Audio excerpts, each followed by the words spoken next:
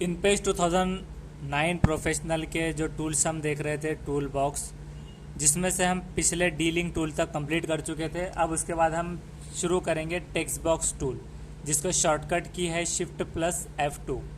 तो हम जब यहाँ पर कीबोर्ड से हमारे शिफ्ट और ये F2 जो ऊपर है, इसे एक मरतबा जब प्रेस करेंगे तो वो डायरेक्टली टेक्स्ट टूल पर आ जाएगा, जिसका नाम जो है तो टेक्स्ट बॉक्स टूल है और उसके नीचे टाइटल टेक्स्ट बॉक्स टूल है।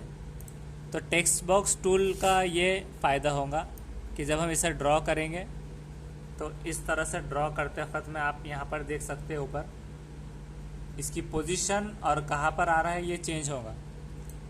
टेक्स्ट बॉक्स ले लेने के बाद इसकी फॉर्मेटिंग के लिए एरो टूल से हम फॉर्मेट कर सकते हैं, जिसे हम पहले देख चुके हैं कि टेक्स्ट बॉक्स को अगर आपको कलरिंग देना है आउटर, और कितना आउटलाइन उसकी कैसी होनी चाहिए, फील्ड कैसा होना चाहिए, ये सारे चीज़ें यहाँ से हम लिखकर उसे चेंजेस कर सकते हैं। यहाँ से 2, 3, 4 ये, और इसके अलावा ये बॉर्डर कैसी रहेगी, ये बॉर्डर की विड्थ है और ये बॉर्डर का स्टाइल है, ये सारी चीज़ें इसमें से कर सकते हैं। और टेक्स्ट बॉक्स फिर इसमें से किस तरह से कितने कॉलम्स में रहेगा, अगर हम 2 कॉलम्स करेंगे तो न्यूज़पेपर मैगजीन्स के लिए हम यहाँ पर अगर 3 कॉलम्स का अगर कर देते हैं तो ये 3 कॉलम्स में डिवाइड हो जाएगा, जिसमें जब हम हैंड टूल या फिर IBM टूल लेकर जब लिखेंगे रनिंग में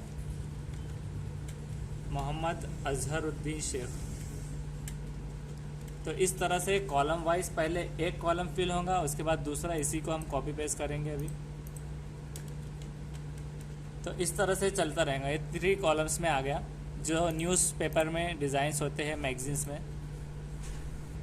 तो इस तरह से वो डिज़ाइन करते हैं, जिसे हम इंक्रीज डिक्रीज भी कर सकते हैं यहाँ से इस तरह से, और डिलीट का बटन से कीबोर्ड से हम डिलीट कर सकते हैं। तो ये टेक्स्ट बॉक्स का टूल था। उसके बाद टाइटल टेक्स्ट बॉक्स है। अब दोनों में फ़र्क क्या हम देखेंगे। एक तरफ में हम ये टेक्स्ट बॉक्स ड्रॉ करेंगे,